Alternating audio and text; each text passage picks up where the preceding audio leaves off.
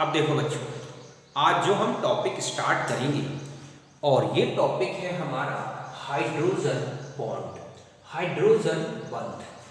Okay, तो देखो बच्चों, इस टॉपिक में हम हाइड्रोजन बॉन्ड होता क्या है इसको डिफाइन करेंगे। हाइड्रोजन बॉन्ड के कौन कौन से टाइप्स हैं इसको डिस्कस करेंगे। हाइड्रोजन बॉन्ड का कंपाउंड्स की फिजिकल प्रॉपर्टीज, केमिकल प्रॉपर्टीज, इनमें क्या इफेक्ट पड़ता है इसको डिस्कस करेंगे। और हाइड्रोजन बॉन्ड से रिलेटेड कुछ इंपॉर्टेंट क्वेश्चंस इसको डिस्कस करेंगे। ये हमारे पॉइंट्स होंगे जिसमें हम डिस्कशन करेंगे। ओके, तो फिर स्टार्ट करेंगे और सबसे फर्स्ट यहां पर हम हाइड्रोजन बॉन्ड को क्या करेंगे, डिफाइन करेंगे। तो देखो बच्चों, कोई भी कंपाउंड यदि उसमें हाइड्रोजन एटम है और वो डायरेक्टली किससे अटैच्ड है, नाइट्रोजन से, ऑक्सीजन से या फिर फ्लोरीन से, इस तरह से अगर hydrogen in most electronegative atom से डायरेक्ट अटैच्ड है तो इस हाइड्रोजन एटम और more electronegative atoms like as nitrogen, oxygen, fluorine and chlorine, इनके बीच में एक इलेक्ट्रोस्टैटिक अट्रैक्शन जो है डेवलप हो जाता है।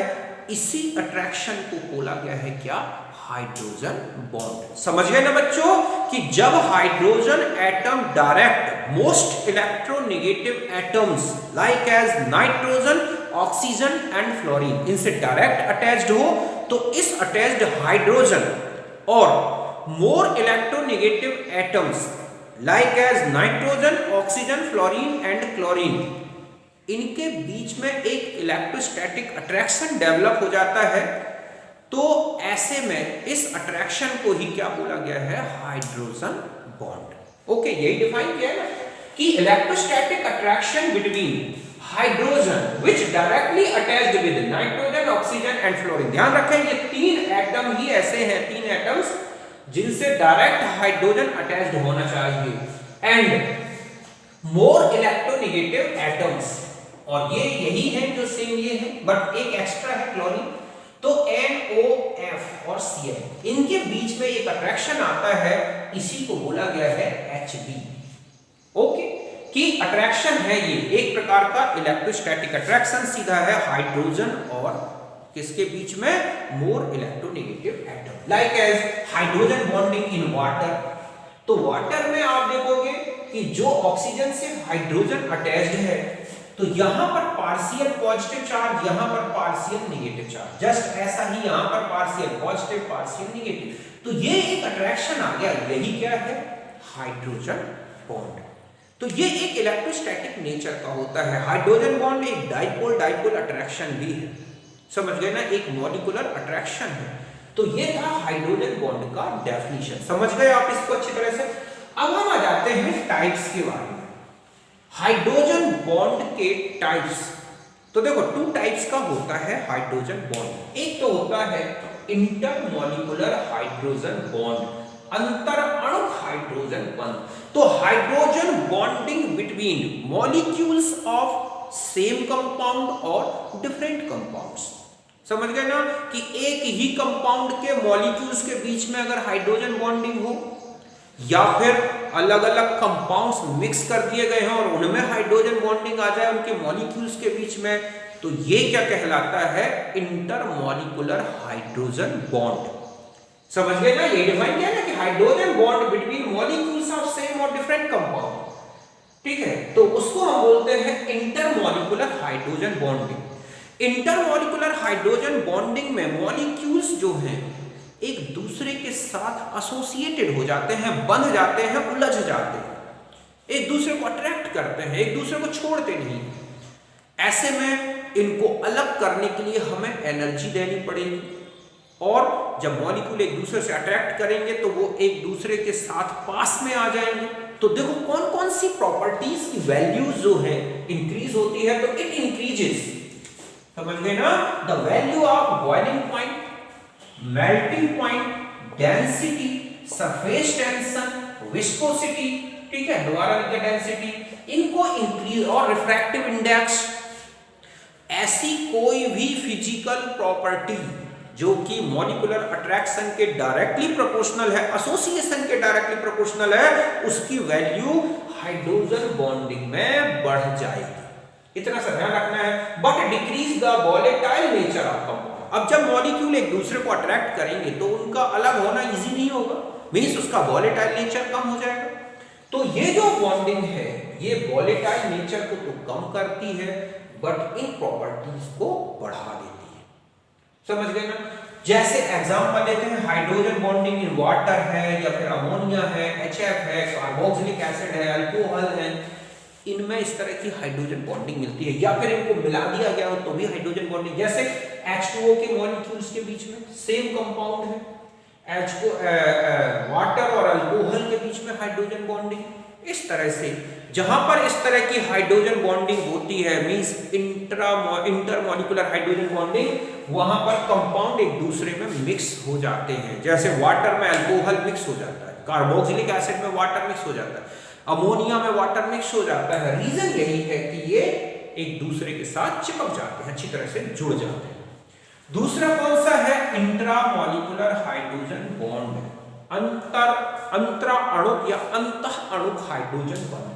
तो hydrogen bonding between atoms of same molecule, एक ही मॉलिक्यूल के जो एटम्स हैं जब उनके बीच में हाइड्रोजन बॉन्डिंग हो जाए तो इसे बोला गया है इंट्रामॉलिक्यूलर हाइड्रोजन बॉन्डिंग। ऐसे में मॉलिक्यूल अपने आप में डिस्क्रीट रहेगा, उसका दूसरे मॉलिक्यूल से कोई रिलेशन नहीं बनेगा, तो उनमें एसोसिएशन नहीं होगा। एसोसिएशन ना होने से मॉलिक्यूलर अट्रैक्शन कम रहेगा। ऐसे में ऐसी प्रॉपर्टीज जो मॉलिक्यूलर एसोसिएशन के डायरेक्टली प्रोपोर्शनल थी, like as boiling point, melting point, surface tension, viscosity, refractive index, density, ये सब इनकी वैल्यूज क्या हो जाएगी? कम, बट वोलेटाइल नेचर बढ़ जाएगा। जैसे हमारे ये हाथ है, हम ये कहें कि ये हाथ किसी दूसरे के साथ जुड़ सकते हैं, तो हम इन हाथों का यूज करके हम दूसरे को बांध सकते हैं अपने आप से, तो ये तो होगा इंटरमॉलिक्यूलर बॉन्डिंग। बट हमारे हाथ बांध दिए जाए या हमारे हाथ अपने सिर से कहीं से भी पांव से बंध गए, अब हम ऐसे में किसी दूसरे से कोई संबंध नहीं बना सकते, तो हम अपने आप में डिस्क्रीट रहेंगे। ऐसे में हमारा फ्री रहना ज्यादा इजी होगा, हमको अलग करना, फ्री करना इजी होगा। तो यही फैक्ट यहां दिखता है कि जब इंट्रामॉलिक्यूलर हाइड्रोजन बॉन्डिंग होगी तो मॉलिक्यूल एक दूसरे से कोई संबंध नहीं रखते, मींस उनमें एसोसिएशन नहीं होगा, और एसोसिएशन ना होने से जो फिजिकल प्रॉपर्टीज मॉलिक्यूलर एसोसिएशन की डायरेक्टली प्रोपोर्शनल है, उनकी वैल्यूज क्या हो जाएगी बच्चों? कम हो जाएगी। बट वोलेटाइल नेचर क्या हो जाएगा? बढ़ जाएगा। देखो, जैसे हम ये कहें कि ये है हमारे पास ऑर्थोनाइट्रोफिनॉल, ओके, यहां पर ये है नाइट्रो ग्रुप, इसके बीच में ये अट्रैक्शन लग रहा है, तो ये जो हाइड्रोजन बॉन्डिंग है इसे ही हम क्या बोलेंगे? Intra molecular H bond. समझ गए ना? इस तरह से जस्ट ऐसा ही और भी एग्जांपल है, जैसे कि है सैलिसिलिक एसिड या सैलिसल्डिहाइड ले लें हम, ऐसे यहां पर भी एक इंट्रामॉलिक्यूलर हाइड्रोजन बॉन्डिंग होती है। क्लोरल देख लो आप, यहां पर Cl, यहां पर Cl, ये है H, यहां पर O, ये है H, ये है O, ये है H, तो यहां पर भी इस तरह से हाइड्रोजन बॉन्डिंग होती है। तो क्लोरल कंपाउंड, दो हाइड्रोक्सिल ग्रुप एक कार्बन में होने के बाद ही स्टेबल है, it is due to intramolecular hydrogen bonding. अब ये मॉलिक्यूल में ये OH अपने इस ग्रुप से जुड़ गया तो इसका दूसरे फिनॉल से कोई लेना देना नहीं होगा। सपोज हम ये कहें कि ये है हमारे पास फिनॉल, नाइट्रोफिनॉल, इस तरह से एक और नाइट्रोफिनॉल ये है, तो इसका नाइट्रोफिनॉल का जो इस तरह से आप देख रहे हैं कि ये अपने आप में डिस्क्रीट मॉलिक्यूल है, तो ऐसे में ये ज्यादा वोलेटाइल होंगे, वोलेटाइल होंगे मीन स्टीम वोलेटाइल होगा, स्टीम में आ जाएगा बाहर। बट अगर हम इसकी बात करें कि ये है हमारे पास पैरानाइट्रोफिनॉल, तो पैरानाइट्रोफिनॉल में अगर आप देखोगे कि ये एक दूसरे से एसोसिएटेड हो जाते हैं, ऐसे में ये वोलेटाइल नेचर का नहीं रह जाता, और इस रीजन के कारण ही हम ऑर्थोनाइट्रोफिनॉल और पैरानाइट्रोफिनॉल अगर मिला दिए जाएं तो हम किससे? डिस्टिलेशन मेथड से, स्टीम डिस्टिलेशन मेथड से इनको सेपरेट कर सकते हैं। ये जो है सेपरेट हो जाएगा, क्यों? क्योंकि में एसोसिएशन नहीं रहेगा और मॉलिक्यूल वोलेटाइल नेचर होने का बाहर आ जाएगा, बट इसमें ऐसा संभव नहीं है। तो यहां तक आप समझ गए होंगे कि हाइड्रोजन बॉन्डिंग का क्या इफेक्ट नॉर्मल जो है दिखता है, और भी आगे हम डिटेल में इनके इफेक्ट्स को देखेंगे। तो यहां तक आप अच्छी तरह से समझ गए। अब देखो बच्चों, सबसे ज्यादा पूछा गया क्वेश्चन क्या आता है इसमें, एक तो आता है strength of hydrogen bond. Order पूछ लिया जाए, हम क्या देखते हैं यहां पर स्ट्रेंथ ऑफ Hb। तो देखो आपको कैसे याद रखना है कि स्ट्रेंथ मतलब कौन सा हाइड्रोजन बॉन्ड सबसे ज्यादा स्ट्रांग है, किसके लिए सबसे ज्यादा एनर्जी की जरूरत होगी। तो अब हम यहां पर अगर देखें कि स्ट्रेंथ ऑफ Hb, ओके, तो ये डायरेक्टली प्रोपोर्शनल होती है, ठीक है, एसिडिटी ऑफ EH बॉन्ड, या कहें कि हाइड्रोजन। जितना ज्यादा एसिडिक नेचर का ये हाइड्रोजन बॉन्ड होगा या एसिडिटी, या हम ये कहें कि इलेक्ट्रोनेगेटिविटी डिफरेंस ऑफ, ठीक है, H and E, in atoms की इलेक्ट्रोनेगेटिविटी का डिफरेंस जितना ज्यादा होगा उतना ही स्ट्रॉन्ग हाइड्रोजन बॉन्ड होगा। एंड ऑल्सो, ठीक है, basicity of lone pair donor, ठीक है, एटम। जो हाइड्रोजन बॉन्डिंग में लोन पेयर देखा, ध्यान रखें जो अट्रैक्शन है वो किसके बीच में है, H, और जो दूसरा इलेक्ट्रोनेगेटिव एटम है उसके लोन पेयर के बीच में। मींस ये है EH, और यहां पर एक E एटम आया और ये इसका लोन पेयर, इनके बीच में अट्रैक्शन आता है बच्चों। समझ गए ना आप कि यहां पर पॉजिटिव चार्ज और ये नेगेटिव चार्ज, तो ये अट्रैक्शन यहां पर, तो इसकी तो हमें देखनी है बेसिसिटी, ठीक है, या फिर हम इसका इनवर्सली प्रोपोर्शनल भी ऐसा भी कह सकते हैं, इलेक्ट्रोनेगेटिविटी ऑफ, ठीक है, लोन पेयर डोनर एटम। उसकी इलेक्ट्रोनेगेटिविटी ज्यादा होगी तो बेसिसिटी कम हो जाएगी। तो इस तरह से इलेक्ट्रोनेगेटिविटी, इसकी तो आपको इलेक्ट्रोनेगेटिविटी देखनी है, अगर इलेक्ट्रोनेगेटिविटी ज्यादा है तो हाइड्रोजन बॉन्ड की स्ट्रेंथ कम हो जाएगी, और इसकी यहां पर आपको क्या देखनी है, एसिडिटी। इस बेस पर आप पहचान सकते हैं कि कौन सा हाइड्रोजन बॉन्ड स्ट्रॉन्ग होगा और कौन सा वीक होगा। देखो सबसे पहले तो हम इस तरह से देखें कि सेम कंपाउंड लिए गए हैं, समझ गए ना, जैसे कि HF, या हम यहां कहें कि ये है हमारे पास वाटर, ठीक है, OH, या फिर ये कहें कि ये है हमारे पास अमोनिया, और इस तरह से अमोनिया की हाइड्रोजन बॉन्ड, ये है A, ये है B, ये है C। तो यहां पर तो सेम कंपाउंड्स के बीच में इंटरमॉलिक्यूलर हाइड्रोजन बॉन्डिंग हुआ है। तो यहां पर Hb की जो स्ट्रेंथ है directly proportional to delta E, electronegativity का डिफरेंस जहां सबसे ज्यादा हो वहां पर किसका electronegativity difference, element and E। तो देखो बच्चों यहां पर अगर आप देखोगे कि डेल्टा En कितना है, तो H का कितना होता है 2.1, और फ्लोरीन का कितना है 4.0, मींस 4.0 माइनस 2.1, ये डिफरेंस आएगा। यहां चले जाएं तो यहां H और O है, तो यहां है 2.1 और ये है 3.5, तो 3.5 माइनस 2.1, और अगर यहां जाएंगे तो ये है NH, और यहां पर हाइड्रोजन बॉन्डिंग में अगर आप देख रहे हैं तो यहां पर H और N के इलेक्ट्रॉन नंबर 2.1, 3.0, ठीक है, तो यहां पर 3.0, 2.1, तो सबसे ज्यादा इलेक्ट्रोनेगेटिविटी डिफरेंस यहां पर है। तो सबसे स्ट्रॉन्ग बॉन्ड किसके बीच में बनेगा, HF के बीच में, उससे वीक बनेगा H2O में, उससे वीक बनेगा अमोनिया। और आप एनर्जी भी जानते हैं, लगभग 3 से 10 किलो कैलोरी पर मोल की करीब हाइड्रोजन बॉन्ड की एनर्जी होती है। तो सबसे ज्यादा होती है HF में, इसी 7, मतलब लगभग इस जो बॉन्ड एनर्जी है इसकी लगभग 10 किलो कैलोरी पर मोल के आसपास की होती है।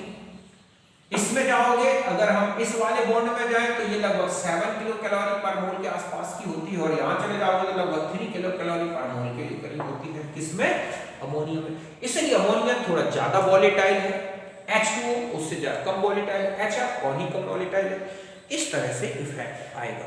तो ये तो था, बट आप देखोगे HF मोर वॉलेटाइल देन H2O। इसका रीजन पूछ लिया जाता है, तो रीजन ये नहीं कि हाइड्रोजन बॉन्ड वीक है, ऐसा इसलिए क्योंकि HF आप देख रहे हैं एक HF में 2 ही हाइड्रोजन बॉन्डिंग होगी, एक ये एक इस तरह, लेकिन H2O का पर मॉलिक्यूल 4 हाइड्रोजन बॉन्ड बनाता है, 2 अपने ऑक्सीजन के थ्रू और दो अपने लोन पेयर के थ्रू। ऐसे में एसोसिएशन कुछ ज्यादा ही हो जाता है और ऐसे में स्ट्रॉन्ग इसके लिए तो उसका वोलेटाइल नेचर जो है H2O का थोड़ा कम होता है। एक तो ये मैंने आपको इलेक्ट्रोनेगेटिविटी या एसिडिटी का डिफरेंस बताया, और देखो किस तरह से पहचानना है कि और कैसे क्वेश्चन बनते हैं। अब मैं यहाँ एसिडिटी को फिक्स कर दूं, समझ गए ना। यहाँ पर हम क्या ले रहे हैं कि एसिडिटी हमारे पास कांस्टेंट है, और जब एसिडिटी कांस्टेंट है और बेसिसिटी बदल रही है, मींस यहाँ पर लोन पेयर ये है फ्लोरीन, यहाँ पर लोन पेयर ऑक्सीजन और यहाँ पर लोन पेयर नाइट्रोजन का लिया गया है। समझ गए ना कि यहाँ पर है HF वाला लोन, फ्लोरीन का लोन पेयर। अब यहाँ पर जब एसिडिटी, तो हाइड्रोजन बॉन्डिंग जो स्ट्रेंथ है बच्चों, ठीक है, वो किसके डायरेक्टली प्रोपोर्शनल है? Basicity of lone pair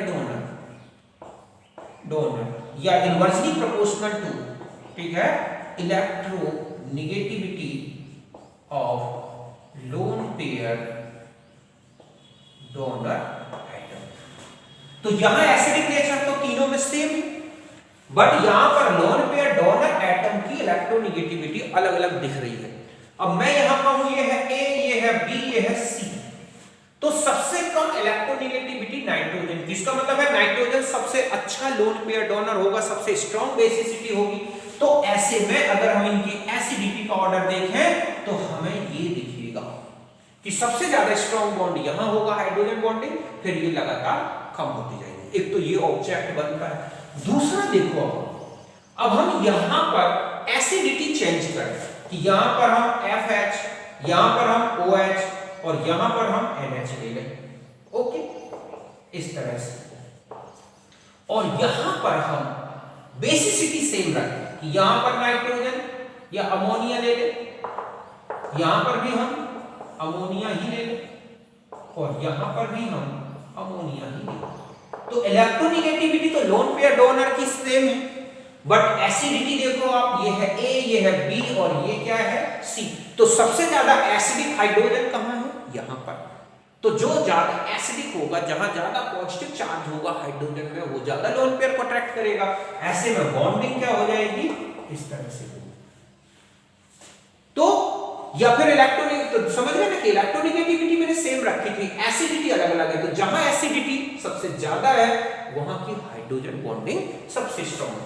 suppose आपको यहां HH, यहां पर OH2, यहां पर HF और यहां पर अमोनिया, इस तरह से हाइड्रोजन बॉन्डिंग कर रहा है, और आपको A, B, C ऐसा दे दिया जाए, तो देखो एसिडिटी अगर आप इससे कंपेयर करोगे तो एसिडिटी तीनों में सेम है। तो NH की एसिडिटी तो सेम है, बट लोन पेयर यहाँ ऑक्सीजन है, लोन पेयर HF में फ्लोरीन है, यहाँ पर कौन है?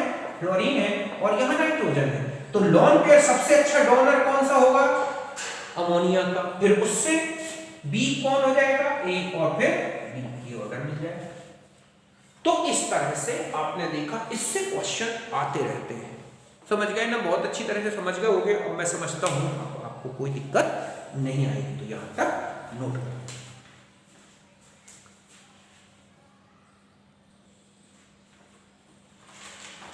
अब देखो बच्चों, सपोज ये आपके पास एग्जांपल्स हैं, इनमें बताना है, जैसे हमें यहां लेना है कि कौन ज्यादा स्ट्रॉन्ग होगा, A या B।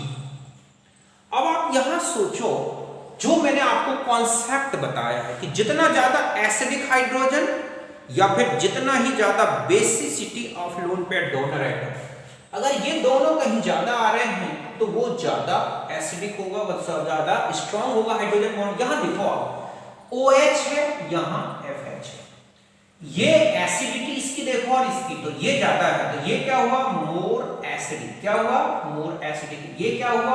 Less acidic. तो एसिडिटी का कंपेयर तो आपने कर लिया कि ये ज्यादा एसिडिक है, ये ज्यादा स्ट्रॉन्ग हाइड्रोजन बॉन्ड बनाएगा, ये वीक हाइड्रोजन बॉन्ड बनाएगा। इनका तो डिसाइड हो गया। अब यहां डिसाइड करो अब कि यहां पर आप देख रहे हैं कि इसकी बेसिसिटी है, तो ये लेस बेसिक है। कैसा होगा? Less basic. और ये कैसा होगा? मोर बेसिक। तो जहां मोर मिल जाए ना, मोर एसिडिक, मोर बेसिक, वहां स्ट्रॉन्ग बॉन्ड हो जाएगा। तो मोर यहां सीधा है कि हाइड्रोजन बॉन्ड की जो स्ट्रेंथ है directly proportional to the more acidic more, ठीक है, बेसिक नेचर।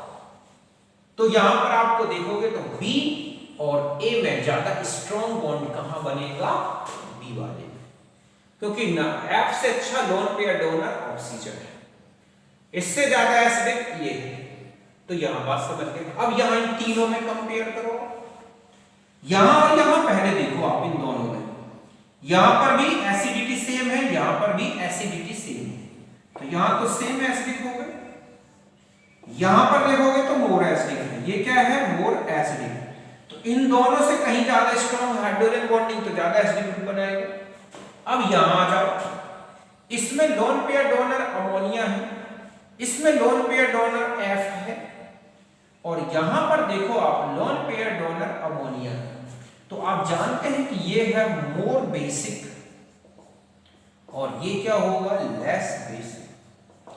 बस अब आपको ध्यान देना है मोर मोर का कॉन्सेप्ट। तो ये मोर एसिडिक, मोर बेसिक, तो बी हो गया सबसे स्ट्रॉन्ग हाइड्रोजन बॉन्ड। फिर इन दोनों में देखो, यहां दोनों में एसिडिटी तो सेम है बट बेसिसिटी देखो आप, ये मोर बेसिक है, ये लेस बेसिक है, तो आप किससे ज्यादा स्ट्रॉन्ग मानेंगे, ए। तो ए और फिर क्या आ जाएगा, सी, और ये होगा हमारा इनमें हाइड्रोजन बॉन्डिंग का ऑर्डर। तो इस तरह के क्वेश्चन बनते रहते हैं, बस आपको ध्यान देना है मोर एसिडिक, मोर बेसिक जहां मिल गया वहां जाना है। फिर मोर एसिडिक लेस में अगर दो एसिडिटी सेम दिख रही है, बेसिसिटी, तो उनको कंपेयर करो। इसी तरह से आपको इनको सॉल्व करना है। यहां तक हो गया, अब हम आगे इनके इफेक्ट्स देखते हैं।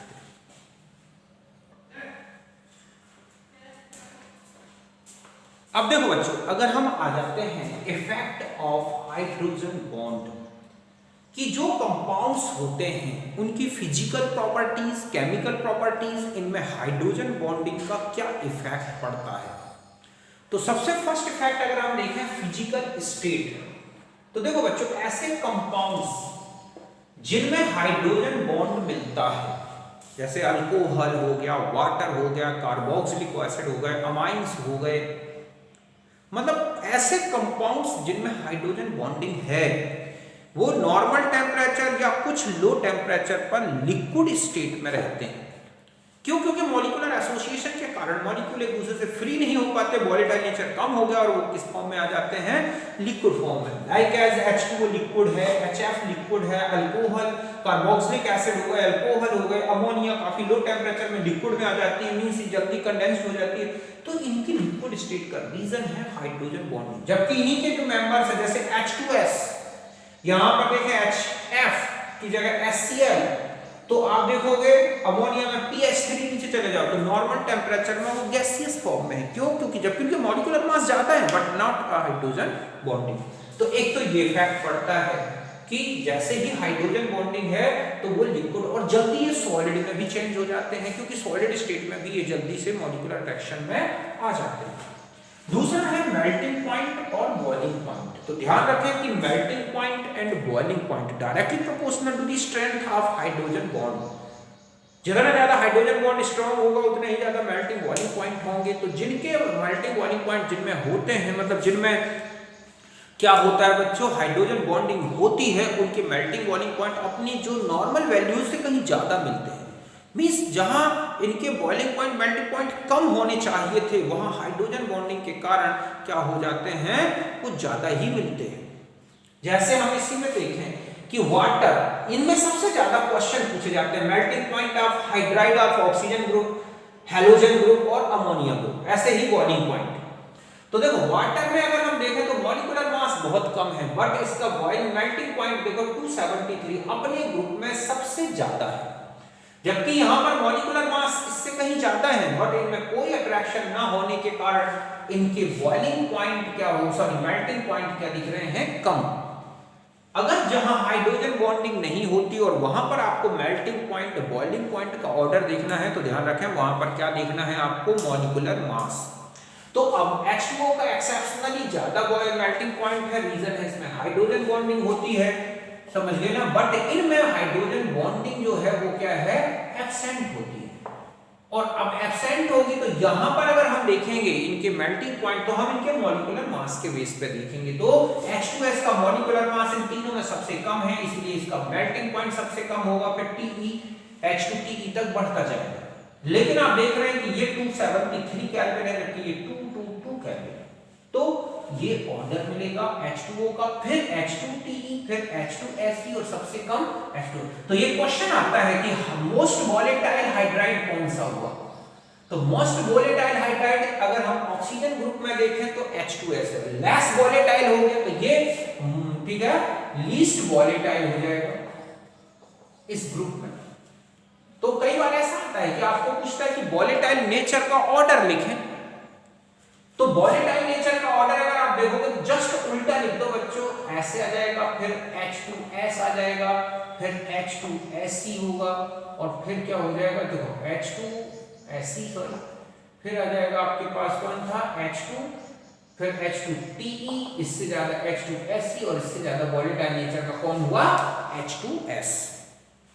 मतलब जिस ऑर्डर में इनका मेल्टिंग बॉइलिंग पॉइंट, मेनली तो बॉइलिंग पॉइंट देखना होता है वोलेटाइल नेचर के लिए, तो फिर भी आप देखें किस तरह से देखिएगा। ओके, दूसरा देखो आप हैलोजन ग्रुप में, तो हैलोजन ग्रुप में HF और HI में यहां थोड़ा सा अंतर है। HF में हाइड्रोजन बॉन्डिंग है, हाइड्रोजन बॉन्डिंग के कारण आप देखोगे कि HF में इस तरह से मॉलिक्यूलर अरेंजमेंट होता है, ठीक है, कि यहां हो गया F, फिर H, फिर यहां हो गया H, ये 60 डिग्री, ये कितने में आ जाते हैं 120 डिग्री में। यहां पर जो HF है मॉलिक्यूल वो कितना डिग्री में 120 डिग्री में होता है। अब ये V शेप में हो गया है, तो ऐसे में HF की अच्छी पैकिंग नहीं हो पाती। यहां पर क्या है, हाइड्रोजन बॉन्डिंग नहीं है HI में, तो और दूसरा है मॉलिक्यूल जो है लीनियर स्ट्रक्चर का है, तो बहुत अच्छे से पैक्ड हो जाता है। पैक्ड होने के कारण ही ये HF से कहीं ज्यादा मेल्टिंग पॉइंट रखता है, तो ये ऑर्डर मिलता है HF वाले ग्रुप में। अब हम चले जाते हैं अमोनिया ग्रुप में।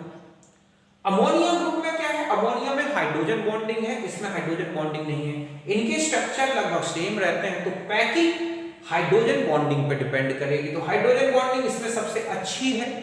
ऐसे में अमोनिया अपने ग्रुप में सबसे ज्यादा क्या रखता है मेल्टिंग पॉइंट, तो ये ऑर्डर बिल्कुल वैसा ही है जैसे इस H2।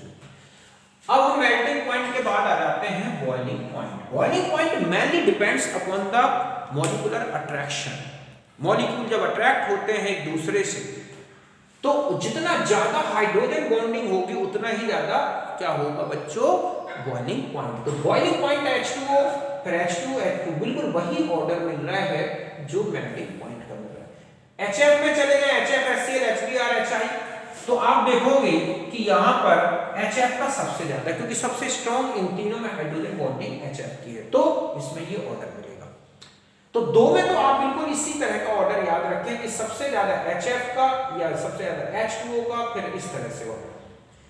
लेकिन अगर अमोनिया ग्रुप में चले जाए तो अमोनिया ग्रुप में चूंकि हाइड्रोजन बॉन्डिंग काफी वीक होती है, तो यहां पर मॉलिक्यूलर मास प्रीडोमिनेंट हो जाता है हाइड्रोजन बॉन्डिंग से। मतलब अमोनिया ग्रुप में molecular mass predominant than hydrogen bonding, therefore Hb having more boiling point than ammonia. But यहां पर आप H2 और HF में देखेंगे hydrogen bonding predominant than molecular mass, therefore boiling point of HF and H2O more than their at corresponding other hydrides. तो यहां तक अच्छी तरह से समझ गए। तो ये सबसे ज्यादा क्वेश्चन पूछे जाते हैं, ये हालांकि हम पी ब्लॉक में भी डिस्कस कर चुके हैं अच्छी तरह से विद वैल्यू, तो फिर भी आप इसमें ध्यान रखना। एक तो क्वेश्चन आता है इनमें सबसे कम मेल्टिंग पॉइंट किसका है, बॉइलिंग पॉइंट किसका है, हाइड्राइड्स दे दिए। दूसरा है इनमें कौन सबसे ज्यादा वोलेटाइल है, कौन, तो वोलेटाइल का नेचर बॉइलिंग पॉइंट का बिल्कुल उल्टा याद कर लेना। इस तरह से HF में कितने एटम एक ही लाइन में आते हैं हाइड्रोजन बॉन्डिंग में, तो 3। HF में हाइड्रोजन बॉन्डेड मॉलिक्यूल्स के बीच का बॉन्ड एंगल कितना है 120 डिग्री। ओके, तो यहां तक आप समझ गए होंगे, इसे नोट करना।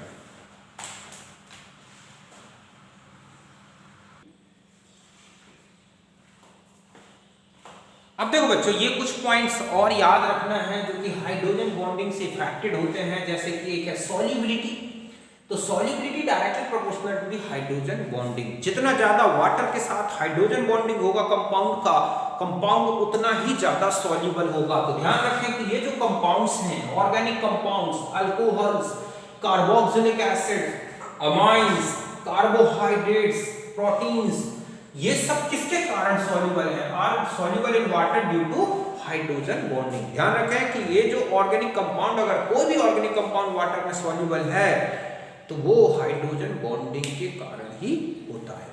समझ गए ना? एक चीज।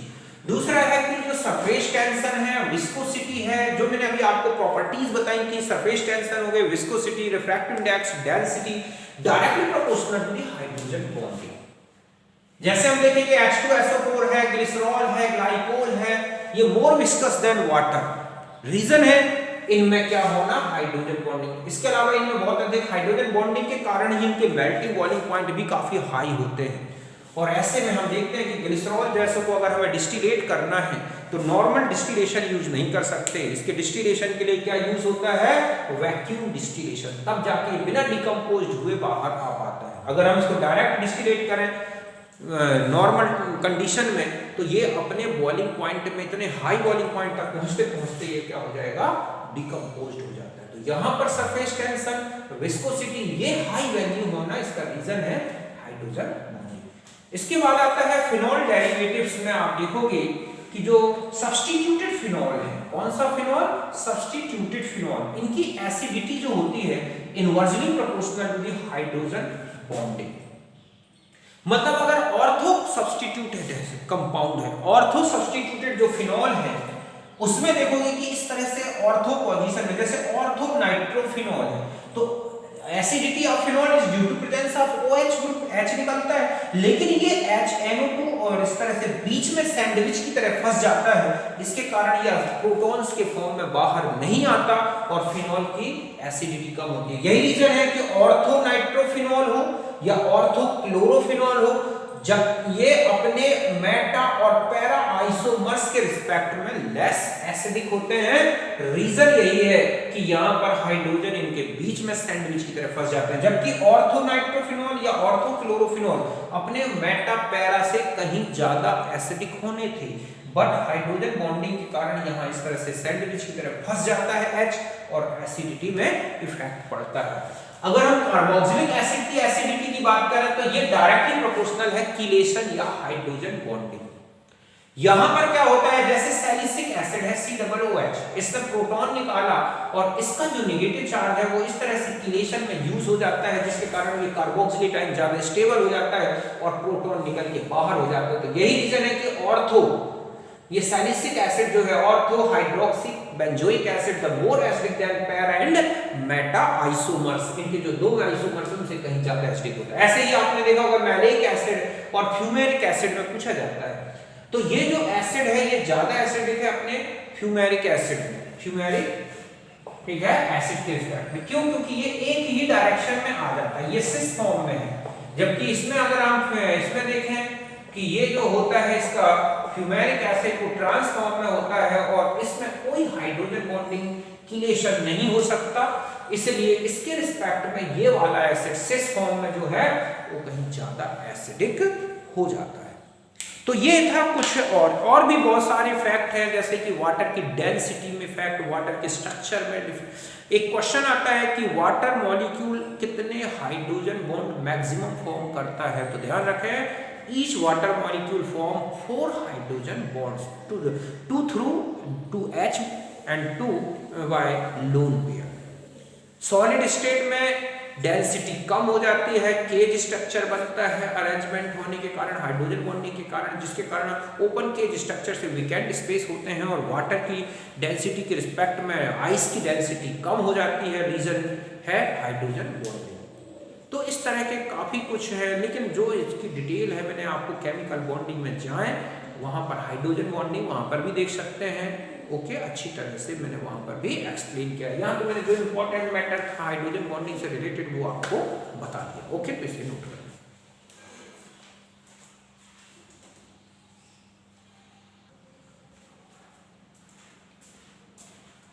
अब देखो बच्चों, अब हम आ जाते हैं नेक्स्ट टॉपिक और ये है रेजोनेंस, अनुनाद।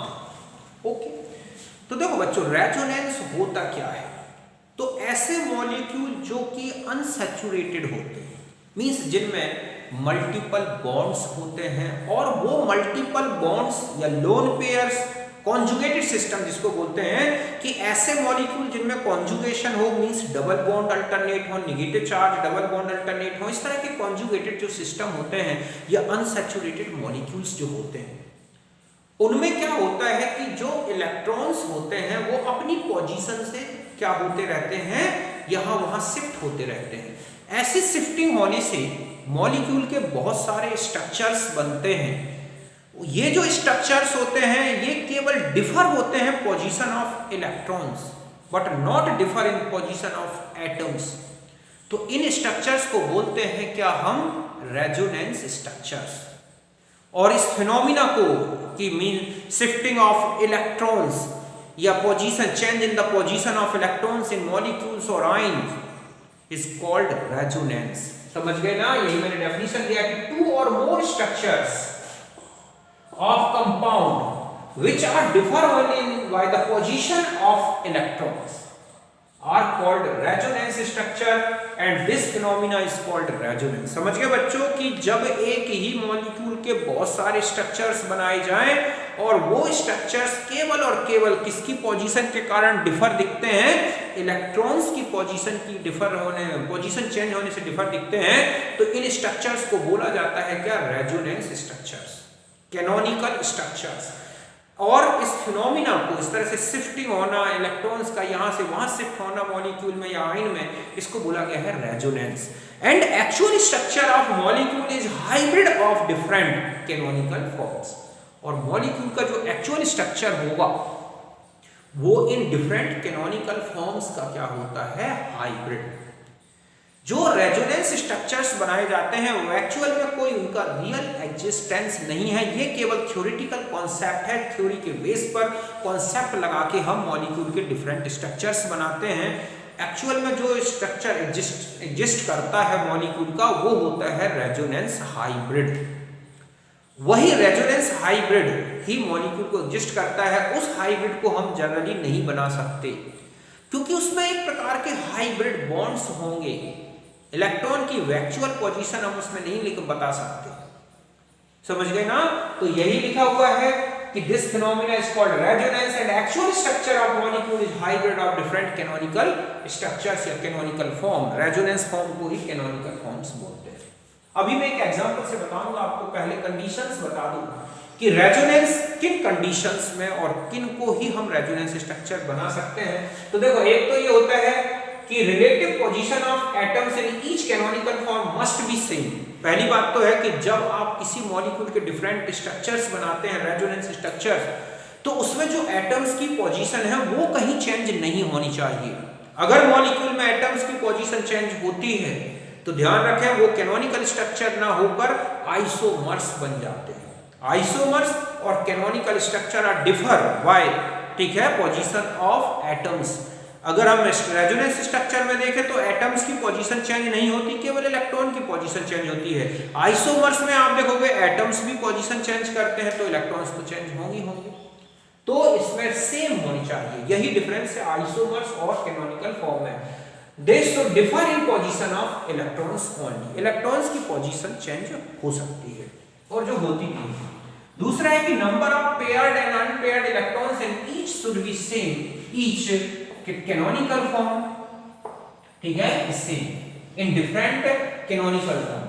क्या लिखा है कि number of paired and unpaired electrons, ठीक है, शुड बी सेम। हम ऐसा लिखते हैं should be same in different canonical forms. आप उनमें लोन पेयर्स, नेगेटिव चार्ज, इस तरह से जो आप डिफरेंट क्या बनाओगे कैनोनिकल फॉर्म, उनमें ये चेंज नहीं होनी चाहिए। लोन पेयर्स और क्या चेंज नहीं होने चाहिए उनमें, इस तरह से नेगेटिव चार्ज या पॉजिटिव चार्ज।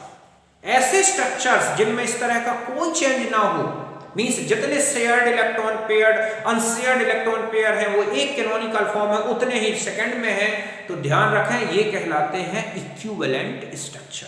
क्या कहलाते हैं, इक्विवेलेंट स्ट्रक्चर। अगर इस तरह से लोन पेयर या शेयर्ड पेयर में कोई डिफरेंस आता है तो वो नॉन इक्विवेलेंट स्ट्रक्चर्स होंगे। इनको हम क्या बोलेंगे, इक्विवेलेंट स्ट्रक्चर्स, और इन्हीं का कंट्रीब्यूशन 99% माना जाता है रेजोनेंस हाइब्रिड में। अभी मैं आपको कुछ बताऊंगा जिसमें लोन पेयर या जो उनके अनशेयर्ड पेयर है, शेयर्ड पेयर, वो बिल्कुल सेम होंगे डिफरेंट स्ट्रक्चर्स में, तो उनको हम इक्विवेलेंट स्ट्रक्चर बोलेंगे। अगर उनमें कोई चेंज कर देते हैं तो वो नॉन इक्विवेलेंट स्ट्रक्चर होंगे। रेजोनेंस हाइब्रिड में मेनली जो कंट्रीब्यूशन माना जाता है वो इक्विवेलेंट स्ट्रक्चर का होता है। Contributing structures should not be differing much energy. ध्यान रखें कि इक्विवेलेंट स्ट्रक्चर वो होंगे जिनकी एनर्जी में कोई डिफरेंस नहीं होगा। अगर कुछ है ऐसे तो वो ऐसे होने चाहिए जिनमें बहुत ही लिटिल अमाउंट में ही एनर्जी डिफर हो, बहुत ज्यादा डिफरेंस ना हो। तब हम अगर वो बहुत ज्यादा डिफरेंस रखेंगे तो वो फिर कैनोनिकल फॉर्म नहीं होंगे। नेक्स्ट है कि like charge should not reside in atoms close together. ध्यान रखें कि आप रेजोनेंस हाइब्रिड बनाते, रेजोनेंस स्ट्रक्चर्स बनाते हैं तो उनमें कभी भी लाइक चार्ज नेगेटिव नेगेटिव या पॉजिटिव पॉजिटिव पास में नहीं होना चाहिए। ऐसे स्ट्रक्चर कभी भी स्टेबल नहीं होंगे, ये ध्यान रखें। Equivalent structure give more contribution for resonance hybrid. मैंने अभी आपको बताया कि इक्विवेलेंट स्ट्रक्चर ही क्या होते हैं, जो है रेजोनेंस हाइब्रिड में सबसे ज्यादा उन्हीं का कंट्रीब्यूशन होता है। Bond order and charge of on each atom must be same for all atoms and, ठीक है, all bonds and atoms respectively. अगर हम ये देखते हैं कि रेजोनेंस हाइब्रिड जब हम बनाएंगे तो उनमें जो बॉन्ड ऑर्डर होगा, समस्त जितने भी बॉन्ड्स हैं वो बिल्कुल सेम होना चाहिए। अगर चार्ज वाली स्पीसीज है तो हर एक एटम में इक्वल चार्ज आना चाहिए, तभी आप वो रेजोनेंस हाइब्रिड होगा, वरना नहीं होगा। अब देखो मैं आपको एक स्ट्रक्चर से बताता हूं। पहले मैं आपको कुछ इंपॉर्टेंट एग्जांपल्स बताता हूं, फिर मैं ये बताऊंगा कि कौन से रेजोनेंस हाइब्रिड स्ट्रक्चर ज्यादा स्टेबल है, कौन से कम स्टेबल है, और एक हम लेंगे रेजोनेंस एनर्जी। अब देखो बच्चों, जैसे ये लिखा है CO3 2-, ओके, हमें इसका रेजोनेंस बताना है। पहले मैं एक चीज और बता दूं, बॉन्ड ऑर्डर और चार्ज डिस्ट्रीब्यूशन। अगर आपको bond order, okay, bond order of resonance hybrid में बताना है तो आपको इसके पहले भी बता चुका हूं कि टोटल आपको क्या करना है कि total number of bonds oscillated, okay, between two bonded atoms of different या atoms in canonical form, okay, upon में क्या करना है, नंबर ऑफ इक्विवेलेंट स्ट्रक्चर्स, ये लेना कि दो एटम्स के बीच में नंबर ऑफ, ठीक है, bonds oscillated between two bonded atoms. दो बॉन्डेड एटम्स के बीच में कुल कितने, ठीक है, बॉन्ड्स ऑसिलेटेड हो रहे हैं वो ले ले, और टोटल कितने इक्विवेलेंट स्ट्रक्चर हैं, इससे आपका बॉन्ड ऑर्डर आ जाएगा रेजोनेंस हाइब्रिड में, जो बिल्कुल सेम आएगा। एक दूसरा है कि चार्ज ऑन ईच एटम, ठीक है, ईच एटम ऑफ आयोनिक, ठीक है, या आयोनिक रेजोनेंस हाइब्रिड।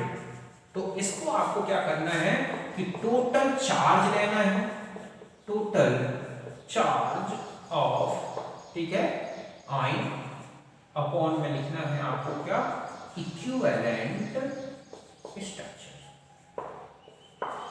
या हम कहें कि नंबर ऑफ, ऐसे ले लें, नंबर ऑफ एटम्स, ठीक है, on which charge distributed, charge distributed, कुल कितने एटम्स में चार्ज डिस्ट्रीब्यूटेड हो रहा है वो एटम्स में, और कुल कितना चार्ज है वो बताएगा ईच एटम का, जो कि रेजोनेंस हाइब्रिड आप आयोनिक फॉर्म का बना रहे हैं उसके ईच एटम का चार्ज बताएगा। समझ गए ना? इस बेस पर आपको चार्ज का टोटल डिस्ट्रीब्यूशन कर देना है। अब देखो हम एक एग्जांपल से समझते हैं तो आपको बिल्कुल समझ में आ जाएगा कि क्या हमारा इसमें रेजोनेंस स्ट्रक्चर हाइब्रिड होगा। जैसे ये लिखा है CO3 2-। अब आप इसकी स्ट्रक्चर बनाओगे तो आप देखोगे कि ये स्ट्रक्चर होता है इसका एक। दूसरा स्ट्रक्चर अगर हम इसका का बनाए कैनोनिकल फॉर्म तो क्या बनाएंगे कि हम यहाँ नेगेटिव चार्ज ले लें यहाँ और यहाँ डबल बॉन्ड लगा दें, और एक और बन सकता है जिसमें आप डबल बॉन्ड यहाँ लगा दें और नेगेटिव चार्ज आपने यहाँ लगा दिया। ये जो स्ट्रक्चर बने हुए हैं ये टोटल क्या कहलाएंगे बच्चों, इक्विवेलेंट स्ट्रक्चर्स। क्यों है ये इक्विवेलेंट स्ट्रक्चर, क्योंकि तीनों की एनर्जी बिल्कुल सेम है।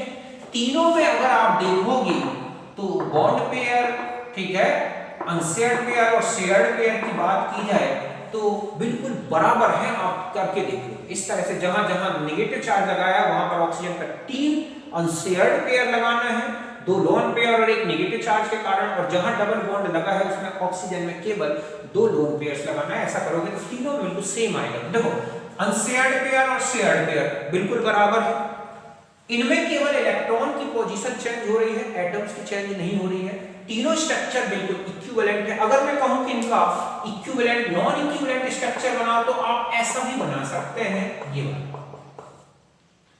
लेकिन ये तीनों स्ट्रक्चर से बहुत ज्यादा एनर्जी में डिफरेंस होता है इसमें, या फिर और ऐसा बना दें कि यहां पॉजिटिव चार्ज लगा दें और यहां नेगेटिव चार्ज लगा दें और ऐसा बना दें, बट ये इस तरह के पॉसिबल नहीं होते। तो हमें यहां केवल इक्विवेलेंट स्ट्रक्चर देखना है। अब देखो मैं ये तो बन गया, इनका हाइब्रिड आप बनाओगे, इस हाइब्रिड में आपको क्या चार्ज लगाना है, क्या बॉन्ड ऑर्डर लेना है। तो अगर हम चार्ज की बात करें कि चार्ज ऑफ ऑक्सीजन, ठीक है, इन रेजोनेंस हाइब्रिड, तो आप क्या करोगे, देखो यहां पर कितना चार्ज है टोटल, तो आप लिखेंगे 2, और कितने एटम्स में डिस्ट्रीब्यूट हो रहा है 3, तो ये कुल मिला के 2 माइनस था और 3 से डिवाइड किया तो हर एक एटम में आएगा -2/3 -2/3 -2/3। 2 चार्ज है नेगेटिव चार्ज, 3 एटम में बट रहा है, तो एक में एवरेज किस तरह से आएगा, एवरेज 2/3। अब आपको बॉन्ड ऑर्डर निकालना है, तो बॉन्ड ऑर्डर देखो मैंने बताया 2 एटम के बीच में नंबर ऑफ बॉन्ड्स जो ऑसिलेटेड हो रहे हैं अपॉन कैनोनिकल स्ट्रक्चर, तो देखोगे आप कि एक बार डबल बॉन्ड मींस 2 बॉन्ड और 2 बार सिंगल बॉन्ड ऑसिलेट होंगे एक एटम के बीच में। आप देख लो इसी एटम के एक बार डबल बॉन्ड आया है और 2 बार सिंगल बॉन्ड आए होंगे जब ये बॉन्ड घूमा होगा, तो हमारा बॉन्ड ऑर्डर आ गया 4 बॉन्ड्स 3, तो ये आ गया 1.33। तो यहां पर अगर हम देखें कि इसका स्ट्रक्चर यूं बनाएंगे तो यहां का जो बॉन्ड ऑर्डर देंगे वो कितना देंगे बच्चों, हम 1.33 4/3। इस तरह से आपने देखा कि ये इसका रेजोनेंस हाइब्रिड होगा। क्या होगा, रेजोनेंस हाइब्रिड। और ये क्या है बच्चों, इसके कैनोनिकल फॉर्म्स। यहां तक अच्छी तरह समझ गए होंगे। अब देखो मैं कुछ और भी बताता हूं आपको। तो हमें केवल ऐसे स्ट्रक्चर्स लेने हैं जिनका कंट्रीब्यूशन सबसे मतलब सीधा है कि इक्विवेलेंट स्ट्रक्चर वो भी कहलाते हैं जो रेजोनेंस हाइब्रिड से बहुत ज्यादा सिमिलरिटी शो करते हैं। मतलब जो स्ट्रक्चर रेजोनेंस हाइब्रिड से सिमिलरिटी शो करता है उसी का कंट्रीब्यूशन सबसे ज्यादा होता है। अब देखो बच्चों, आपसे पूछ लिया जाए कि आपको बताना है ClO4 1- इसका बॉन्ड ऑर्डर बताना है, तो हम इसके हाइब्रिड स्ट्रक्चर अगर देखें तो double bond O double bond O double bond O और ये है O-, ऐसा ही दिखेंगे। ऐसा अगर आप करोगे तो कुल मिला के ऐसा कर सकते हैं हम इस Cl, ये हो गया, और कुल कितने ऐसे स्ट्रक्चर बनेंगे आप देखो। तो ये यहां पर ऐसे कितने बन जाएंगे, डबल बॉन्ड O, ठीक है, double bond O double bond O-। तो एक बार इसमें लगा दिया आपने, एक बार इसमें लगा दिया, एक बार इसमें लगा दिया, एक और बन जाएगा आपका, ठीक है, double bond O double bond O double bond O Cl और O-। यहां हो गया।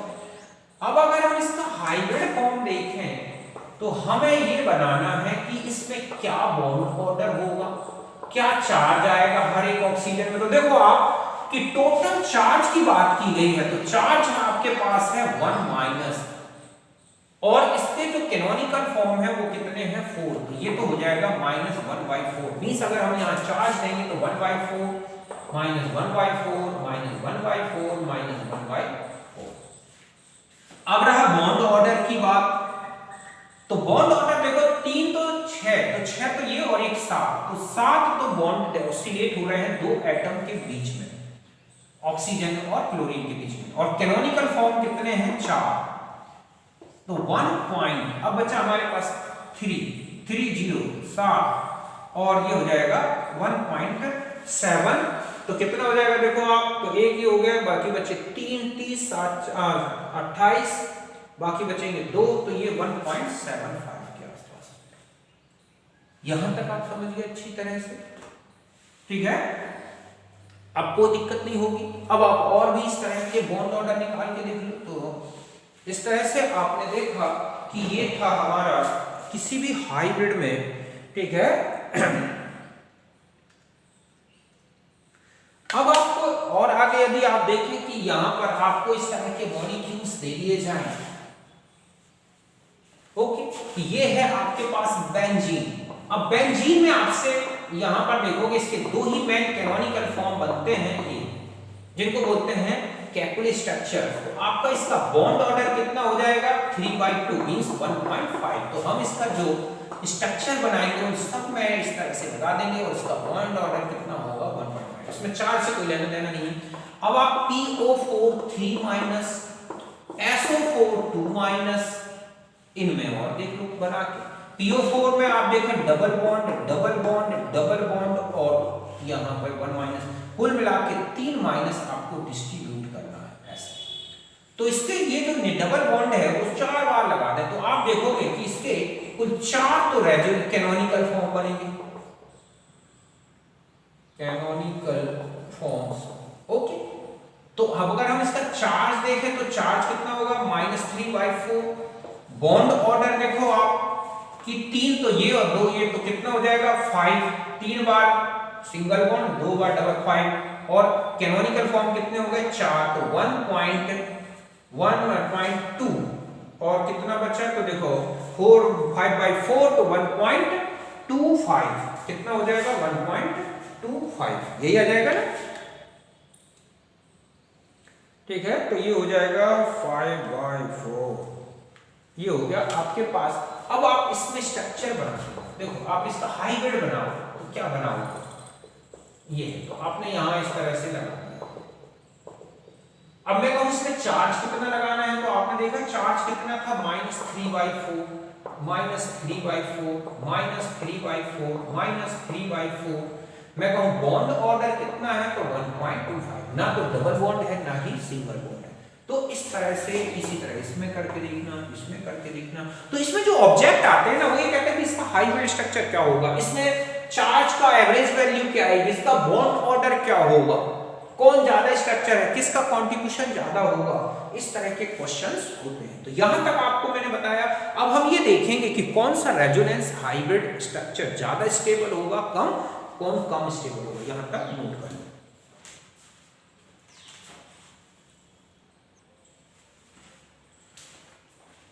अब देखो बच्चों, अब हम आ जाते हैं कुछ इंपॉर्टेंट रूल्स जो कि कैनोनिकल फॉर्म्स जो होते हैं उनकी स्टेबिलिटी से रिलेटेड है। इनमें क्वेश्चन आता है कि इनमें से कौन सा रेजोनेंस स्ट्रक्चर ज्यादा स्टेबल होगा, कौन सा कम स्टेबल होगा।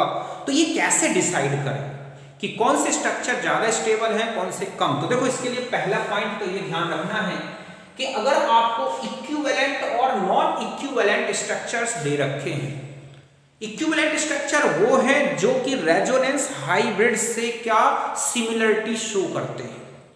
तो ध्यान रखें कि रेजोनेंस स्ट्रक्चर, इक्विवेलेंट स्ट्रक्चर है वो नॉन इक्विवेलेंट स्ट्रक्चर से ज्यादा स्टेबल होते हैं। अभी मैं आपको एक एग्जांपल अच्छी तरह से समझाऊंगा, इन सारे रूल्स का एक एग्जांपल लेके बताता हूं आपको।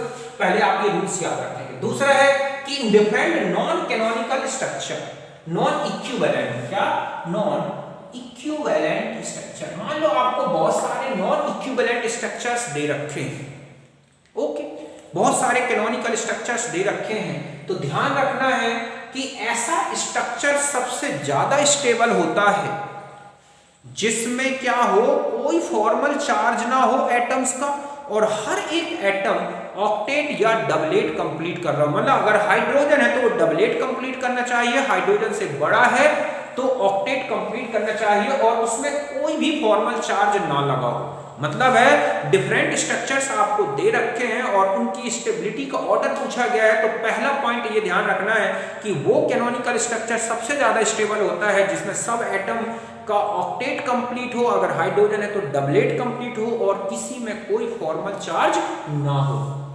एक चीज। दूसरा है कि अगर उसमें चार्ज आ रहा हो, पॉजिटिव चार्ज हो या नेगेटिव चार्ज हो, तो ध्यान रखें कि वो कैनोनिकल स्ट्रक्चर ज्यादा स्टेबल होता है जिसमें सबका ऑक्टेट कंप्लीट हो और चार्ज चाहे किसी भी एटम में लगा दिया गया हो। समझ गए ना? चार्ज हो चाहे वो पॉजिटिव हो या नेगेटिव चार्ज, आप ध्यान रखें कि वो स्पीसीज या वो कैनोनिकल स्ट्रक्चर ज्यादा स्टेबल होगा जिसमें फॉर्मल चार्ज तो हो बट सबका ऑक्टेट कंप्लीट हो। अब चाहे वो चार्ज नेगेटिव इलेक्ट्रोनेगेटिव में लगाया गया हो, इलेक्ट्रोपॉजिटिव, इससे कोई मतलब नहीं होता। तो दूसरा यही लिखा है कि in canonical form having charge but octet of each atom complete will be stable irrespective charge of atom, कहीं पर भी लगाया गया हो, then structure which having incomplete octet। अभी हम इसका भी एक एग्जांपल लेंगे, इसका सबका एक एग्जांपल मैं आपको बताता हूँ। The resonance structure in which positive charge present in less electronegative atom and negative charge in more electronegative atom having high stability than just opposite charge, means the structure in which having positive charge in more electronegative atom and negative charge in more electronegative atom। फिर से देखें, that the structure in which positive charge in more electronegative atom and negative charge in more electropositive atom। समझ गए ना बच्चों कि ऐसा structure ज्यादा स्टेबल होगा जिसमें नेगेटिव चार्ज आपने मोर इलेक्ट्रोनेगेटिव एटम में लगाया है और positive charge less electronegative atom में लगाया है। अगर इसका उल्टा कर देते हो तो वो अनस्टेबल होगा, मींस आपने पॉजिटिव चार्ज इलेक्ट्रोनेगेटिव पे लगा दिया और नेगेटिव चार्ज इलेक्ट्रोपॉजिटिव पे लगा दिया, तो ऐसा स्ट्रक्चर बहुत कम स्टेबल होगा। नेक्स्ट है कि अपोजिट चार्ज अगर एडजेसेंट पोजीशन में आते हैं तो ऐसा स्ट्रक्चर ज्यादा स्टेबल होगा। क्यों? क्योंकि इनमें अट्रैक्शन आएगा। लेकिन अगर same charge like charge adjacent position में आ जाए तो ऐसा बहुत ज्यादा अनस्टेबल हो जाएगा। देखो अब हम एक कुछ एग्जांपल समझते हैं एक एक करके, आप बिल्कुल अच्छी तरह से समझ जाओगे कि कौन सा स्ट्रक्चर आपको स्टेबल लेना है, कौन सा अनस्टेबल, क्या उनकी स्टेबिलिटी का ऑर्डर लेना है। बहुत अच्छे से मैं आपको एक एक चीज समझा देता हूं ताकि आपसे एक क्वेश्चन बन जाए। जैसे देखो आपको ये लिखा है बेंजीन, ओके, ये दो स्ट्रक्चर लिखे हैं बेंजीन और एक स्ट्रक्चर यूं लिखा है ये वाला, तो ये ज्यादा स्टेबल होंगे। समझ गए ना? ये क्या होंगे? More stable. ये क्या होगा? Less stable. क्यों? क्योंकि रेजोनेंस हाइब्रिड से अगर हम सिमिलरिटी देखें तो इसकी मिलती है ना कि इसकी। समझ गए ना? एक चीज। दूसरा आ जाते हैं, दूसरा तो ये कैनोनिकल, तो ये कौन से है? Equivalent structure. ये क्या है? Non equivalent structure. दूसरा होता है कि आपसे बोला जाए कि ये है फॉर्मिक एसिड। ओके, एक स्ट्रक्चर बना दिया मैंने, एक स्ट्रक्चर यू बना दिया मैंने, एक स्ट्रक्चर मैंने यू बना दिया जिसमें यहां पर नेगेटिव चार्ज ये लगा रखा था। अब हम इसको ऐसा बना दें कि यहां पर हम पॉजिटिव नेगेटिव चार्ज लगा दें, यहां पॉजिटिव चार्ज लगा दें, बाकी ऑक्सीजन के लोन पेयर को हम शिफ्ट ना करें, और एक ऐसा बना दें कि यहां पर पॉजिटिव चार्ज, यहां पर नेगेटिव चार्ज और ये। ओके, अब मैं ये कहूं कि इनमें से कौन ज्यादा स्टेबल है और कौन कम स्टेबल है। तो देखो बच्चों, यहां पर आप देखोगे ऑक्टेट कंप्लीट है, यहां आप देखोगे ऑक्टेट कंप्लीट है, यहां देखोगे ऑक्टेट कंप्लीट है, यहां देखोगे डबलेट कंप्लीट है, यहां देखोगे डबलेट कंप्लीट है। कोई फॉर्मल चार्ज नहीं है किसी एटम का, निकाल के देख लो। तो फॉर्मल चार्ज भी नहीं है सबका ऑक्टेट या डबलेट, तो ये फर्स्ट नंबर का सबसे हाईली स्टेबल रेजोनेंस स्ट्रक्चर होगा, कैनोनिकल फॉर्म होगा फॉर्मिक एसिड का। इसमें आ जाओ तो इसमें आप देख रहे हैं कि यहां पर भी ऑक्टेट कंप्लीट है, यहां पर भी ऑक्टेट कंप्लीट है, यहां पर भी ऑक्टेट कंप्लीट है, यहां पर भी डबलेट कंप्लीट है, यहां भी डबलेट कंप्लीट है, बट फॉर्मल चार्ज है। तो ऑक्टेट तो सब पे कंप्लीट, बट इनमें क्या आ रहा है? चार्ज है। तो चार्ज से कोई लेना देना नहीं है। अगर हम ये कहें कि C डबल बॉन्ड OH और यहाँ पॉजिटिव चार्ज है और मैंने इसका ऐसा बना दिया, यहाँ पॉजिटिव चार्ज लगा दिया, तो यहाँ भी ऑक्टेट कंप्लीट हो गया और यहाँ ऑक्टेट, जबकि यहाँ पर 6 इलेक्ट्रॉन थे यहाँ, तो ये इसकी रिस्पेक्ट में ये ज्यादा स्टेबल है, भले ऑक्सीजन में पॉजिटिव चार्ज आ रहा है, इससे कोई इफेक्ट नहीं पड़ता। ऑक्टेट कंप्लीट अगर हो रहा है हर एक एटम का, तो चार्ज कैसा भी लगा हो, ध्यान रखें वो स्ट्रक्चर ज्यादा स्टेबल होगा देन उससे जहां पर ऑक्टेट कंप्लीट नहीं है। तो इससे ये सबसे ज्यादा स्टेबल, ये थोड़ा कम स्टेबल होगा। अब हम यहां आ जाते हैं, यहां पर आप देख रहे हैं कि यहां पर ऑक्टेट कंप्लीट है, यहां पर ऑक्टेट कंप्लीट है, लेकिन यहां ऑक्टेट कंप्लीट नहीं है, लेकिन यहां पर पॉजिटिव चार्ज लेस इलेक्ट्रोनेगेटिव में लगा है और यहां पॉजिटिव चार्ज मोर इलेक्ट्रोनेगेटिव में लगा है। यहां चले जाए तो यहां ऑक्टेट कंप्लीट है, यहां ऑक्टेट कंप्लीट है, यहां डबलेट कंप्लीट है, यहां पर 6 इलेक्ट्रॉन हो रहे हैं।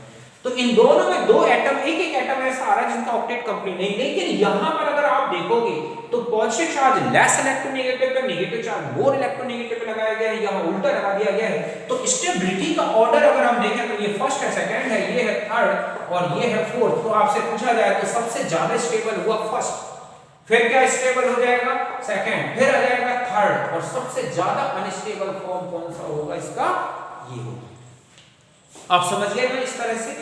तो ये इस तरह से स्टेबिलिटी आपको डिटरमाइन करनी है, बतानी है कि कौन सा स्ट्रक्चर ज्यादा स्टेबल होगा, कौन सा। अब आप यहां पर देख लें कि ये बना हुआ है एक स्ट्रक्चर ऐसा, एक स्ट्रक्चर बना है O minus O minus O minus और प्लस, और एक बना है O plus O minus O minus और यहां नेगेटिव। अब आपसे पूछा जाए कौन ज्यादा स्टेबल है, तो ध्यान रखें सबसे ज्यादा स्टेबल ये होगा, सबका ऑक्टेट कंप्लीट है, भले चार्ज यहां दूसरे नंबर पे आएगा, क्यों, क्योंकि पॉजिटिव चार्ज लेस इलेक्ट्रॉन में ये है, तो ये ऑर्डर आएगा और ये सबसे ज्यादा क्या हो जाएगा बच्चों, अनस्टेबल फॉर्म होगा। ऐसे ही अगर हम कार्बोक्सिलेट आयन को देखें, ये है कार्बोक्सिलेट आयन, ठीक है, इसके दो स्ट्रक्चर बनते हैं, यहां नेगेटिव चार्ज और ऐसा लगा दें, और एक स्ट्रक्चर हम ऐसा बना दें कि यहां माइनस और यहां प्लस लगा दें, और एक स्ट्रक्चर हम ऐसा बनाएं कि यहां प्लस, यहां माइनस और यहां लगा दें।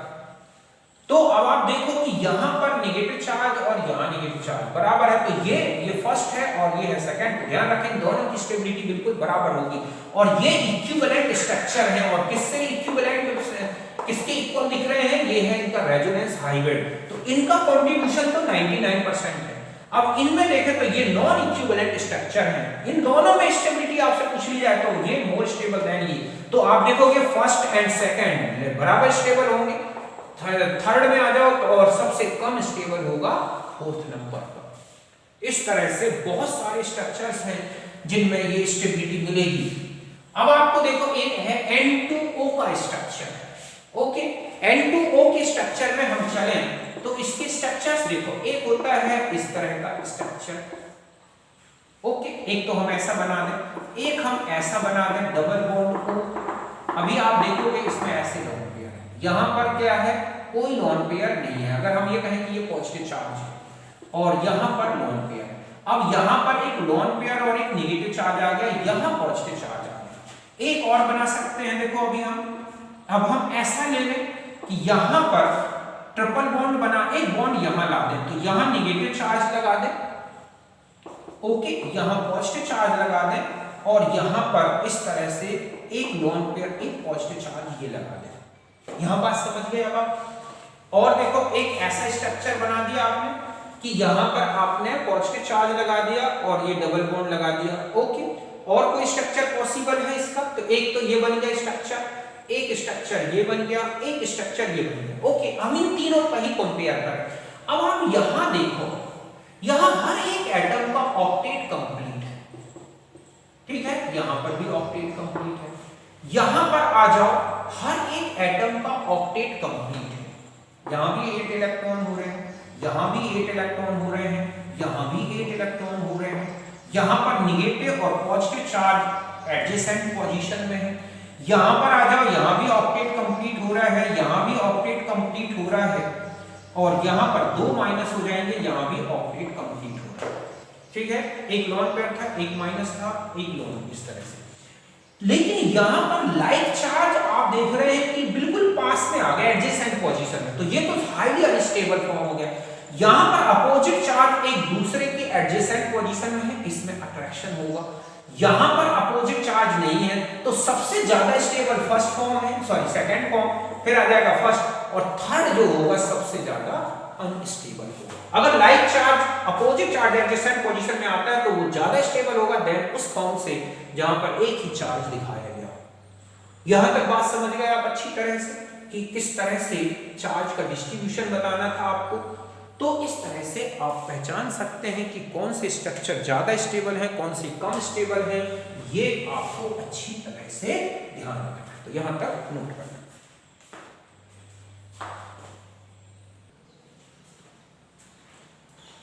अब देखो बच्चों, अब हम आ जाते हैं रेजोनेंस एनर्जी के बारे में, है ना। तो रेजोनेंस एनर्जी इक्वल टू होता है calculated value of heat of formation of most stable canonical form. अब ये हीट ऑफ फॉर्मेशन हम इससे भी निकाल सकते हैं, बहुत सारी रिएक्शंस हैं, जैसे delta H bond energy of reactant, ठीक है, माइनस बॉन्ड एनर्जी जो समेशन लेंगे ऑफ प्रोडक्ट, इससे भी कई बार कैलकुलेट करनी होती है, ठीक है, कि इससे आप ये निकाल सकते हैं कैलकुलेटेड वैल्यू। तो कई प्रकार के क्वेश्चन होते हैं रेजोनेंस एनर्जी से रिलेटेड। यहां पर हमें केवल इसका यूज देखना है स्टेबिलिटी में। न्यूमेरिकली जो है मैंने थर्मोडायनामिक्स में बताया है, आप वहां जाएं, वहां पर मैंने रेजोनेंस एनर्जी का कैलकुलेशन पूरा बताया है किस तरह से बॉन्ड एनर्जी से कर सकते हैं। तो देखो, resonance energy calculated value of heat of formation of most stable canonical form, कि जो हमें डिफरेंट कैनोनिकल फॉर्म दे रखे हैं उनमें से सबसे ज्यादा स्टेबल क्या है, उसकी heat of formation theoretical value क्या है। थ्योरेटिकल मींस डिफरेंट जो थ्योरेटिकल रिलेशंस होते हैं उससे कैलकुलेट कर लें, minus observed value of heat of formation, और एक्चुअल में क्या आ रही है, एक्सपेरिमेंटल आप एक्सपेरिमेंट करके वैल्यू निकाल रहे हैं वो क्या आ रही है, समझ गए ना। इनका डिफरेंस लेंगे तो वो है रेजोनेंस एनर्जी। अगर मॉलिक्यूल में रेजोनेंस होता है तो रेजोनेंस हाइब्रिड की जो एनर्जी है उसके डिफरेंट है, जो कैनोनिकल फॉर्म है उसके जो मोस्ट स्टेबल फॉर्म है उससे हमेशा कम रहेगी। देखो इस तरह समझ सकते हैं कि ये बेंजीन का रेजोनेंस हाइब्रिड बना है, उसकी एनर्जी ये है, तो ये इसके कैनोनिकल फॉर्म्स हैं, हुकल्स जो वो है, सॉरी ये कौन से कैकुले स्ट्रक्चर जो है, ठीक है। तो इनकी क्या फॉर्मेशन एंथैल्पी है वो ली जाए, उसमें से हाइब्रिड की माइनस कर दें तो ये जो वैल्यू आएगी पॉजिटिव आती है। पॉजिटिव का मतलब है इतनी एनर्जी सिस्टम को मिल गई, मींस इतनी एनर्जी सिस्टम से निकल के बाहर हो गई। अगर हम सिस्टम के लिए लेंगे तो ये नेगेटिव आएगी। नेगेटिव कैसे रख सकते हैं, एक्चुअल क्या है और ये है, इससे भी नेगेटिव वैल्यू, तो ये नेगेटिव लेने का मतलब है इतनी सिस्टम की कम हो जाएगी, और पॉजिटिव का मतलब सिस्टम से निकल के इतनी बाहर चलेगी। तो ये पॉजिटिव वैल्यू ही देखें, पॉजिटिव वैल्यू जितनी ज्यादा है इसका मतलब सिस्टम से उतनी ही ज्यादा रेजोनेंस एनर्जी, और एनर्जी निकल के सिस्टम की बाहर चली गई और सिस्टम उतना ही ज्यादा स्टेबल होगा। तो स्टेबिलिटी जो है directly proportional to the resonance energy. देखो एक एग्जांपल है, तो कैलकुलेटेड वैल्यू में से ऑब्जर्व्ड वैल्यू माइनस करना, जैसे बेंजीन है, बेंजीन की ये है कैलकुलेटेड वैल्यू, डिफरेंट एक्सपेरिमेंट करना होके थ्योरेटिकल कांसेप्ट से निकाली गई, जैसे कि बॉन्ड एनर्जी के थ्रू निकाले हम, और ये है ऑब्जर्व्ड वैल्यू का डिफरेंस लिया 138.4 किलोजूल पर मोल आया, तो ये इसकी बेंजीन की क्या हो गई, रेजोनेंस एनर्जी। अब अगर आपसे स्टेबिलिटी की बात की गई हो तो stability equal to directly proportional, sorry resonance energy, जितना ज्यादा रेजोनेंस एनर्जी उतना ही ज्यादा स्टेबल कंपाउंड होगा, जैसे बेंजीन, थायोफीन, ठीक है, पायरोल और फ्यूरेन। कौन कौन है ये, बेंजीन, थायोफीन, पायरोल और फ्यूरेन। आप देख रहे हैं कि ये एनर्जी का ऑर्डर दे, ये एनर्जी दे रखी है रेजोनेंस एनर्जी, तो सबसे ज्यादा स्टेबल हुआ बेंजीन, उससे कम हुआ थायोफीन, फिर उससे कम हुआ पायरोल और उससे कम फ्यूरेन। ध्यान रखें, एक और इस तरह से भी देखें कि जो स्टेबिलिटी है directly proportional to the number of resonance structure, इनसे भी निकाल सकते हैं। जितने ज्यादा रेजोनेंस स्ट्रक्चर बनते हैं कंपाउंड के उतने ही ज्यादा जो है स्टेबल, बस स्टेबल होनी चाहिए। तो इस तरह से आप रेजोनेंस एनर्जी के बेस पर क्या बता सकते हैं, स्टेबिलिटी। तो यहां तक नोट करें।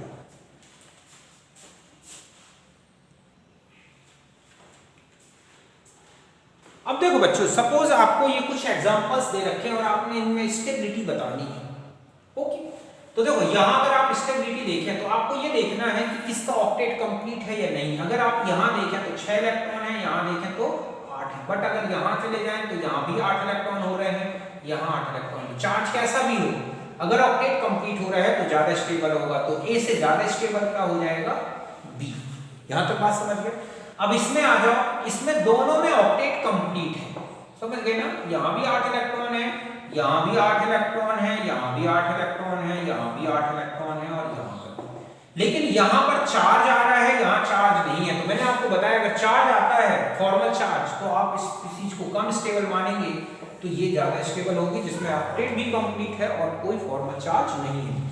एक क्वेश्चन आता रहता है कि ये और ये है, इनमें से ज्यादा स्टेबल कौन है। तो देखो बच्चों, अगर हम इस स्पीशीज को देखें और इसमें अगर एक प्रोटॉन ऐड कर दें, अगर हम इस स्पीशीज के रेजोनेंस स्ट्रक्चर देखें तो हम ऐसे देख सकते हैं। देखो ये स्पीशीज है, अगर आप इसका रेजोनेंस स्ट्रक्चर बना दें तो यहां पर जो लोन पेयर है, ठीक है, यहां शिफ्ट कर दें तो ये ऐसा बन जाएगा NH2+, ये लोन पेयर उठा के यहां ये बन गया। या फिर ये वाला लोन पेयर शिफ्ट कर दो तो दूसरा स्ट्रक्चर जो है आप ये बना सकते हो, मतलब ये स्ट्रक्चर तो ये है और इसी का दूसरा ये है। तो इसके कितने रेजोनेंस स्ट्रक्चर बने हैं, 1 और 2, 2 इक्विवेलेंट स्ट्रक्चर बने हैं। क्या बने हैं, 2 इक्विवेलेंट स्ट्रक्चर। और अगर हम एक प्रोटॉन ऐड करते हैं, समझ गए ना, जैसे ही प्रोटॉन सपोज यहां पर ऐड हो गई, ये प्रोटॉन आपने इसमें ऐड कर दिया तो ये स्ट्रक्चर बन गया इसके लोन पेयर से, एक ऐसा बन सकता है। तो इसके देखो ये है, इसी को मैंने यहां दोबारा बनाया, तो एक स्ट्रक्चर ये है, इसका एक स्ट्रक्चर ये है, एक स्ट्रक्चर ये है। अब आप यहां देखो इसके कितने इक्विवेलेंट स्ट्रक्चर बन गए, 3, ठीक है। तो इस तरह से 3 इक्विवेलेंट स्ट्रक्चर ये वाले हैं और यहां पर 2 इक्विवेलेंट स्ट्रक्चर बन रहे हैं, तो इससे ज्यादा स्टेबल ये होगा। दूसरा है ये बहुत ही स्ट्रॉन्ग बेस इसलिए भी है क्योंकि प्रोटॉन एक्सेप्ट करके ये स्ट्रक्चर बनाता है, जिससे ये 3 इक्विवेलेंट स्ट्रक्चर्स बनते हैं। तो इस तरह से हम रेजोनेंस के बेस पर बेसिसिटी, स्ट्रक्चर स्टेबिलिटी, बहुत सारी चीजें बता सकते हैं। तो ये हमारा टॉपिक हो गया कंप्लीट। अब हम नेक्स्ट टॉपिक में हाइब्रिडाइजेशन को एक्सप्लेन करेंगे। ओके, तो मिलते हैं नेक्स्ट वीडियो में, तब तक धन्यवाद।